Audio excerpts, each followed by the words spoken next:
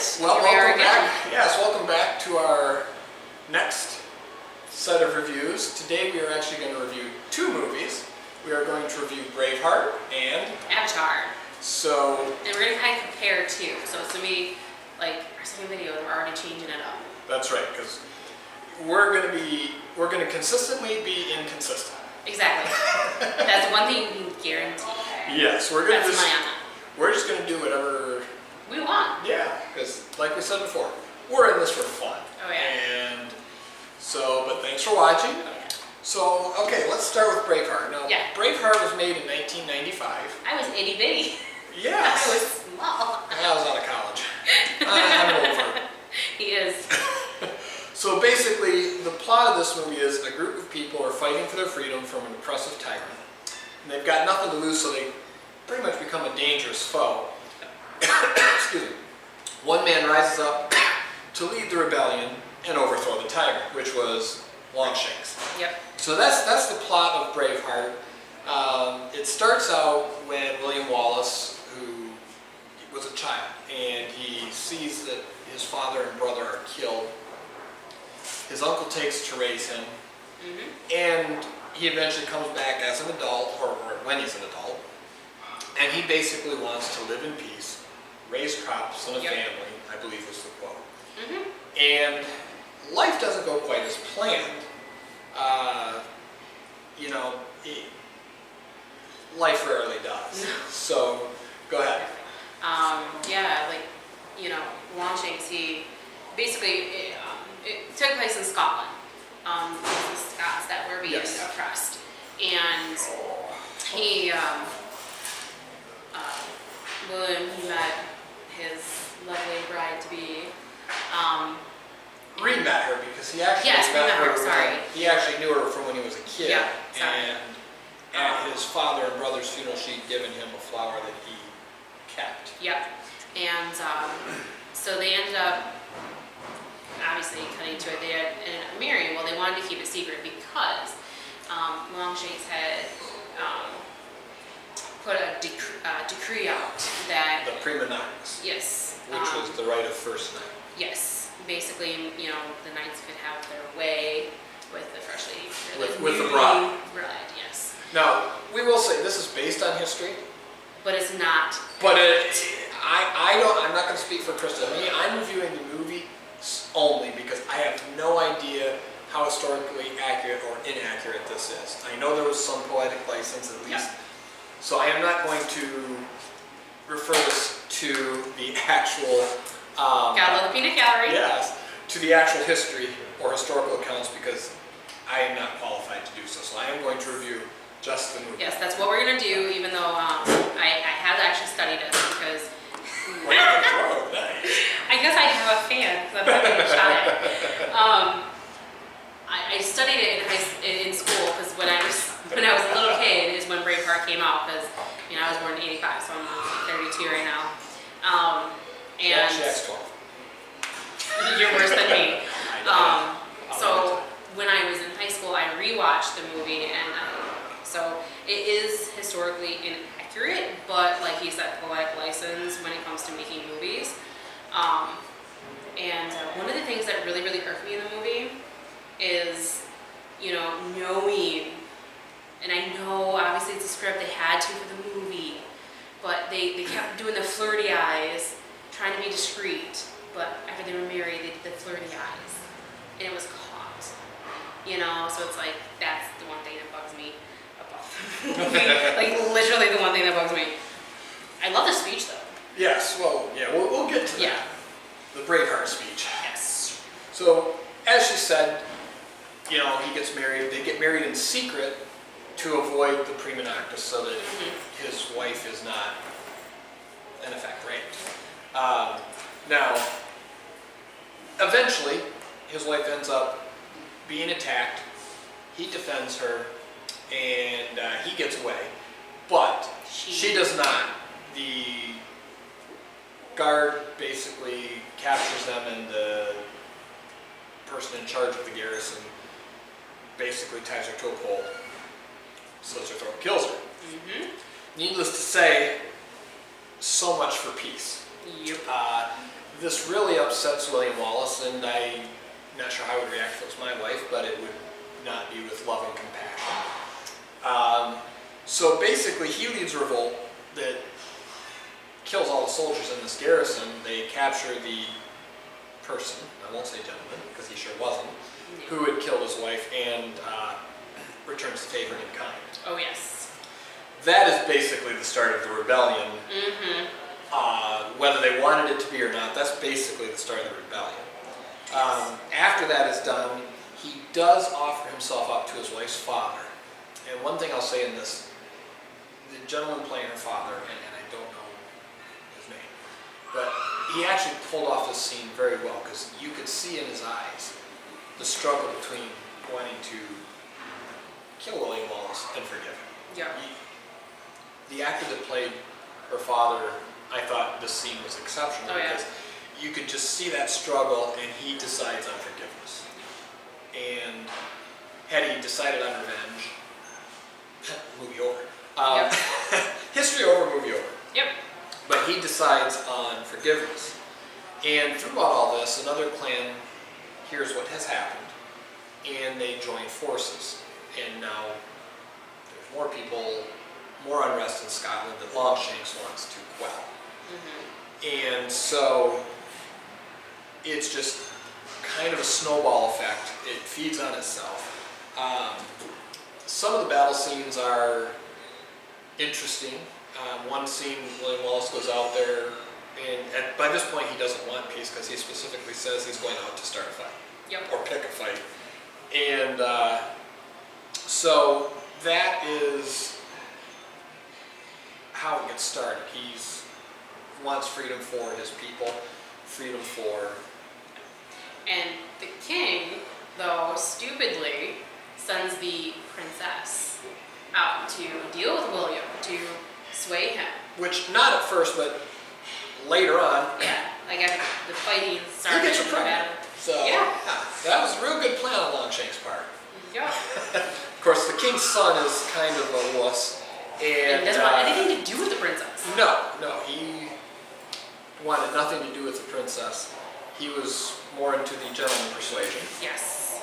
And the king knew that and didn't like it. And in one scene throws his son's assumed lover out of the window. Now, that doesn't do anything to help the relationship between the king and his son, or his son's wife, because his son's wife realizes that everybody's vulnerable. There is no safety in this room. And I think she already sympathizes with the Scottish clans and what they're going for their freedom, but is not in a position to do anything about it. It ends up like some of the battles, they're very well directed, they're very graphic. This is a graphic movie. This is not something to watch and munch on popcorn and go, cool.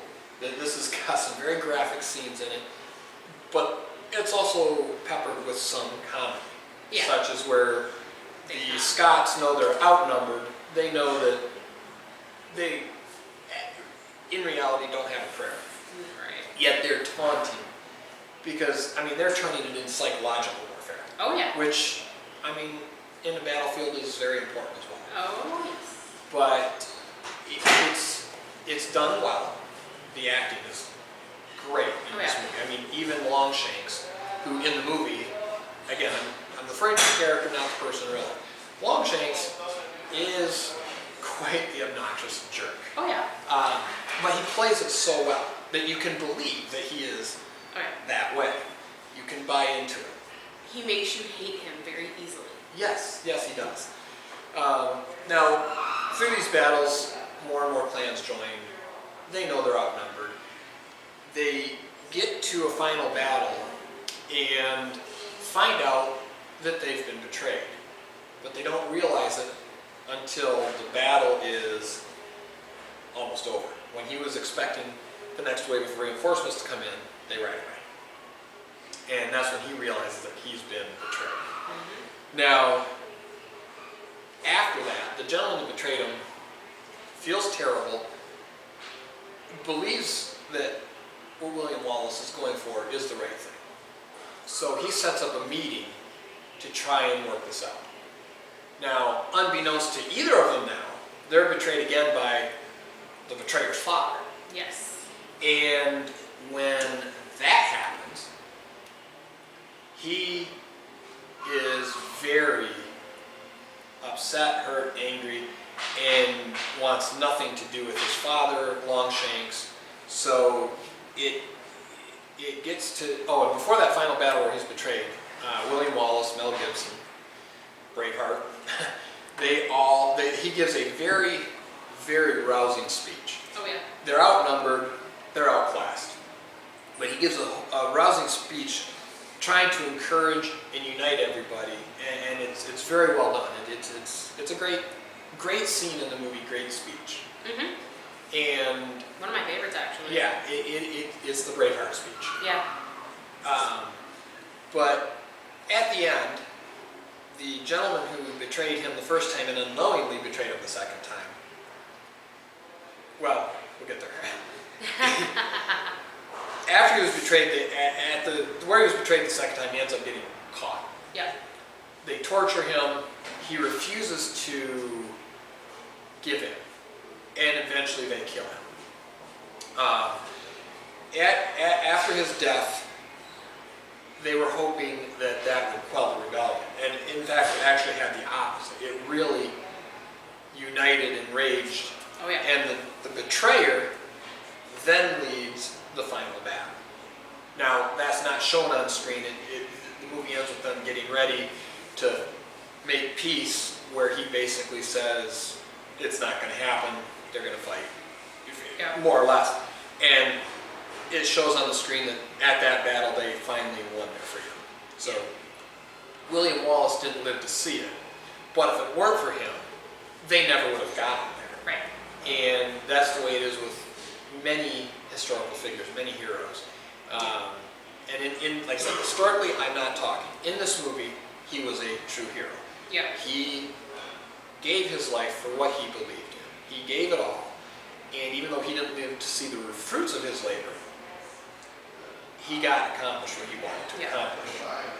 Now, I think for the time it was put out, it was visually stunning as well. Yes, the scenery is amazing. It's beautiful locations of where they filmed, and it just obviously it's love the fact that there was no CGI in this, because CGI wasn't around. Not to the extent it is today. Yes. You actually had to film it. Yes. I miss that actually in a lot of movies today. But so that's kind of like our review on Braveheart. It's one of those movies. It's actually intense. It is. So it's like he said, it's not one of those movies that you're just gonna sit and eat popcorn and be like, oh my god, this is how it go. It's gonna be intense, and it's gonna draw you in. This is definitely a drama. It is Like a very drama good. action. This is not one to watch when you're feeling down No. and say, "Gee, I need to pick me up." No. This is not Wrong the movie for that. This is not the movie for that. For that, go back and watch last week's episode and see what we're But if you're too happy and you want a downer, here you go. there you go. But so the other movie that we said that earlier that we were going to review is Avatar, and then Yes. after we're done reviewing Avatar, we're actually going to then go back and we're going to compare them, because there's some ties in there. Now here's the plot to Avatar. It's about a group of people fighting for their. Wait, didn't we just talk about this? Right, exactly. Yes. The reason we chose these two is because He hates Avatar. I'm not a fan of Avatar. I like Avatar. To me, Avatar was Braveheart in space. I actually kind of compared it also though a little bit to Pocahontas as well. I could see that. Now, I will say one thing about Avatar. It did a lot for the movie-making world with their 3D effects, the technology, and I will say that Avatar is an exceptionally visually stunning film. It is amazing. James Cameron sure knows how to visually make a movie. Oh, he does. I can't say enough good stuff. As much as I don't like the story, I can't say enough good stuff about the visualization of this movie and what it did for the movie-making industry with the technology and everything that was developed specifically for this It's so the visual effects and the visual beauty of it is so nice. Like actually I wanted to at one point, and even still do, want to take the backdrops and like actually have them printed onto my bedroom walls. Yes, and like I said, the visual of it is stunning. I actually just watched this last night. Well, finished watching. It took me 3 days. I told him he had to. Yeah, it took me 3 days to get through the movie, but I watched it 4 times before he even did it once. But basically, the plot is similar. It's a group of people fighting for their freedom from an oppressive tyrant, which in this case, the tyrant is humans ravaging their planet. Yep. Now, they have nothing to lose, so once again, they can be dangerous. Now, one of the things that I have to say, 15 minutes into the film, they're talking about the whole reason they're here. Grace, played by Sigourney Weaver, and Parker. Love her. She's great. And Parker, played by somebody I don't know. Don't care. They're talking about what the reason they're here for, and it's to get this little element called unobtainium. And I'm sorry. Right there, you lost me in the whole movie. Unobtainium, if you can't obtain it, then, I mean, come on, get real. Unobtainium, you lost me. Come up with something not so stupid. It was very hard to take anything serious in the movie after He that. played it, he was in Gone in 60 Seconds. Gone in 60 Seconds with Nicolas Cage. I have not seen that movie. My heart! Okay. I have another assignment. Yes. Okay, teach. Okay, but, you know, obviously though, like, but then they have a Marine, they have a military force. Yes. Backing this huge corporation. That was basically trying to get this unobtainium. Yeah. That was, I forget how many millions a kilo. Yeah. And it makes it sound like it's drugs. But And like Earth is basically like desolate. Like there's that's what no- they imply. I mean, yeah. the whole story takes place on this Pandora. planet. Pandora, that was, yeah. See how much I liked it? Now, Jake Scully was the main character, played by... For that, you got Yeah, when he's getting with 2. There you go. Jake Scully was played by Sam Worthington. Now, typically I would say Sam Worthington's a pretty good actor. Yeah. I don't know if this was one of his first ones or if it's just that I didn't like the movie, but I didn't buy it. See, okay, here's the thing though, is because when I first mentioned Avatar, and I wanted to review Avatar, you were just playing out everything, like, you hit everything about it. So I like it visually. that's the only thing that you're gonna give it. So I think, like, even though Sigourney Weaver, I love her. I oh think my she's God. a great actress. I love You know, Sigourney. but it's- She's good. So I think she... I love how the fact that the actors still were actually acting, and what they were doing is they were using the 3D effect. They had all the little dots all over. Okay, Okay. the peanut gallery is shooting back. Okay, I'm in trouble. I just got my wife with a Nerf gun. So, Okay, that's what I was saying. Okay, yeah, okay, wow. I'm getting detention for that later, just so you know. You're actually gonna get beat. Yes. Okay, so, but the actors were still acting, and they were still moving, and they still had to jump, and like, swing and all this stuff, but they had all this equipment on them. I loved how they did that, how they were able to, instead of just having like these, taking a computer and just making these characters on a computer and then making them, you know, Yeah. actually had actors doing the motions. Yes, I think they use the same technology, and I could be wrong, but I believe it's the same technology they used with Gollum from The Lord of the Rings. Yeah, it is actually. And I love that because then you get the actual facial features Yes. moving, and it's gonna match with what they're saying and the words they're saying. I love that. Well, again, from- technologically, I think visually and technologically it was a superior And- movie. And it's like, the more I watched it though, I have to admit, because like when I first saw it and first watched it, I loved it, hands down I loved it. But the more I watched it, the more I started picking up on little things, and there's actually some like, they threw in some like racial slurs. Like where they big call them time. blue monkeys? Yes. Yes, I could not believe that when I was watching I'm that, just and I was like- like, whoa, I didn't just hear that, did I? It's like, because given the company that made this, Yes. you know, it's just like, oh my God, you know? Yes. But so it's like, I mean, I have a problem with that, and then another problem I I don't know, because yet Trudy was Norm, the geeky, nerdy dork, lived. lived. I think Trudy was the best character in the movie, hands Oh my down. god, I love her. I love Trudy in this movie. She's my favorite. She. I will agree with you on that. Is my favorite. She was my favorite. Mine too. I mean,